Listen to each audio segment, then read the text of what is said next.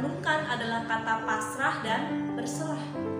Ini adalah sebuah tripod. Tentunya kita tahu bersama memiliki 3 kaki penyangga agar ia bisa berdiri dan bisa menyangga bobot yang di atasnya. Dan ia tidak bisa hanya memerlukan 2 kaki, akibatnya ia akan jatuh. Perlu penyeimbang agar ia dapat bekerja dengan baik. Bahkan bahan penyangga yang digunakan pun harus yang kuat.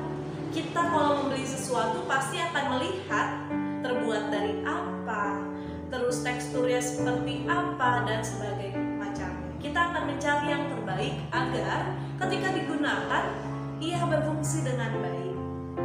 Ibarat sebuah tripod, hidup kita pun demikian, memerlukan bahan-bahan yang tepat dalam kehidupan kita. Tapi terkadang kita kurang pas atau tidak tepat memilih bahan itu dalam hidup kita, sehingga yang terjadi kita kurang kuat untuk menyanggah diri kita sendiri dalam keadaan ini. Jemaat Tuhan yang terkasih, kadang dalam hal-hal yang kita tidak terduga, kita sulit membedakan mana yang artinya pasrah, mana yang artinya berserah.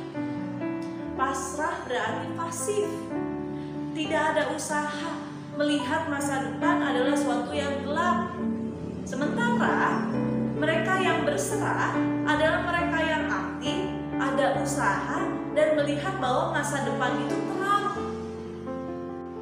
Seperti 2 orang buta yang akan sama-sama kita baca dalam Matius 9 ayat 27 sampai 29. Saya akan membacakannya.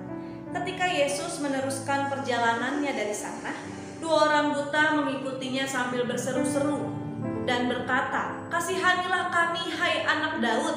Setelah Yesus masuk ke dalam sebuah rumah, datanglah kedua orang buta itu kepadanya, dan Yesus berkata kepada mereka, "Percayakah kamu bahwa aku dapat melakukannya?" Mereka menjawab, "Ya Tuhan, kami percaya." Lalu Yesus menjamah mata mereka sambil berkata, "Jadilah kepadamu menurut imanmu." 2 orang buta ini, mereka adalah orang-orang yang sudah hidup menderita. Karena ketidaksempurnaan mereka dianggap kelas 2, bahkan kelas-kelas yang lebih rendah. Karena mungkin mereka telah berbuat dosa. Itu adalah pandangan dari para orang-orang Yahudi pada saat itu. Mereka berdua tidak pasrah dengan keadaan itu. Mereka berserah, ada usaha untuk mendapatkan mukjizat dalam hidupnya. Usaha mereka yang pertama adalah ketika Yesus lewat di situ, ia berteriak-teriak, "Hai anak Daud, kasihanilah kami." Tapi uniknya, seakan-akan Tuhan tidak menanggapinya. Tuhan berlalu begitu saja pergi. Tapi mereka tidak pasrah. Mereka berserah, mereka aktif berusaha untuk mengikuti Yesus.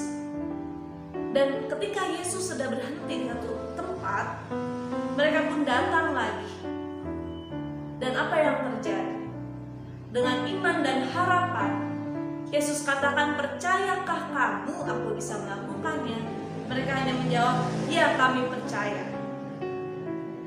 Dan itu yang membuat mereka dapat melihat kembali. Iman dan harapan mereka bukan hanya perkataan saja, tetapi terpancar dari tindakan mereka, bagaimana mereka tidak lelah, mereka tidak putus asa mengikuti Yesus. Hingga mukjizat itu terjadi dalam hidup mereka. Jemaat Tuhan yang terkasih, mari kita belajar dari 2 orang buta tersebut.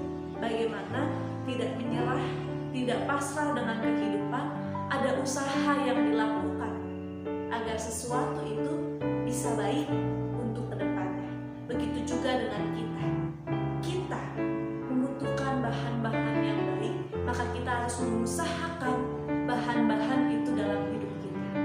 Kiranya Tuhan memampukan kita. Mari kita berdoa. Ya Tuhan, tolong kami ketika kami sedang memilih bahan-bahan yang tepat untuk hidup kami, Bapa. Kiranya kami mau berserah kepada Tuhan, Sang Pemilik kehidupan kami.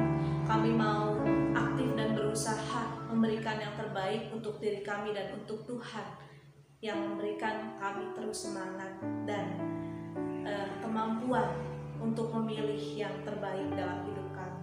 Terima kasih Tuhan.